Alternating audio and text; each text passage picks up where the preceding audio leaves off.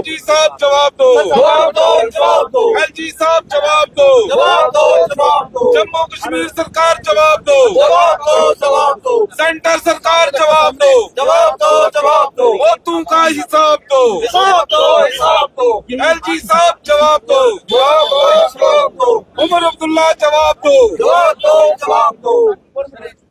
Sir क्या कहना चाहेंगे इस तरह? देखिए, सबसे पहले तो मैं आपकी विसात से यहाँ की सरकार को, चाहे LG साहब की सरकार हो, चाहे यहाँ के चीफ मिनिस्टर साहब की सरकार हो, क्योंकि यहाँ पर ड्यूल पावर के चलते हुए हमारे 17 बच्चे बडाल रजौरी के एक ऐसी बीमारी के साथ जिसका अभी तक कोई पता नहीं है कि वो कोई वायरस है, कोई वहां पर जहर उनको पिलाया जा रहा है, खिलाया जा रहा है, पानी में है, खाने में है, अभी तक कुछ पता नहीं चला है।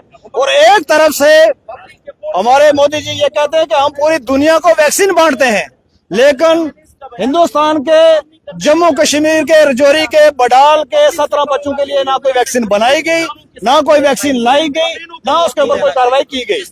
वहां पर SIT बनाई जा रही है, वहां पर ये सारी चीजें की जा रही हैं, लेकिन कोई रिजल्ट ओरिएंटेड प्रोग्राम वहां पर अभी तक नहीं निकला है, क्योंकि अभी 50 दिन हो गए और 17 लोग जो है अपनी जान गंवा बैठे हैं।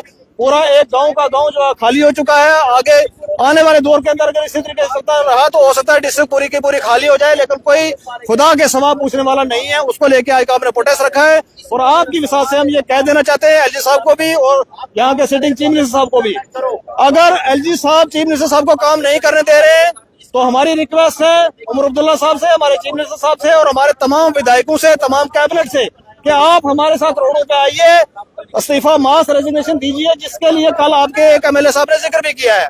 और अगर आपको काम करने दिया जा रहा है तो फिर इन गरीब लोगों के लिए काम करिए।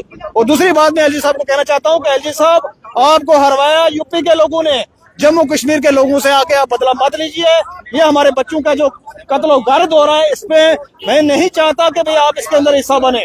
और मैं चाहता हूँ आपकी विसात से कि अगर एक भी बच्ची हमारी और नुकसान होती है आपके इस खींचातानी के चलते हुए, तो हम कतन आपको माफ नहीं करेंगे। 3 बच्ची हमारी GMC पड़ी हुई है, जिनको एयरलिफ्ट करने के लिए हम 4 दिन से गुहार लगा रहे हैं कि उनको PGI चंडीगढ़ रेफर किया जाए, क्योंकि एक बच्चे को वहां पर PGI चंडीगढ़ रेफर किया गया, जिसका ये बताया जा रहा है कि वो स्टेबल है।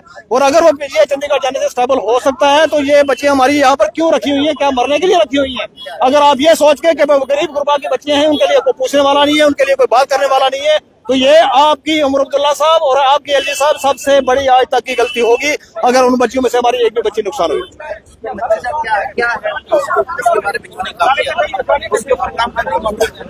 LG इंतजामिया जो LG साहब है, अगर उनका बेटा या उनका कोई और होता या CM का कोई बंदा होता तो बेड क्या, मैं कहता हूँ नया हॉस्पिटल खड़ा कर लेते, लेकिन गरीब आवाम है, वहाँ बेड कौन लाएगा? फिर किसको इस चीज की पड़ी है कि बेड होना चाहिए, नहीं होना चाहिए? क्या मांग करना चाहते हैं? हमारी मांग सिर्फ ये है कि या तो काम करो और जल्द अज जल्द इसका पता लगाया जाए और उस मुल्हिक बीमारी को जो है बढ़ने से रोका जाए, वरना LG इंतजामिया और हमारे CM साहब अपने पद से इस्तीफा दे दें। अगर ये काम नहीं कर पा रहे हैं तो क्यों मतलब जो है ये पब्लिक के साथ तमाशा कर रहे हैं?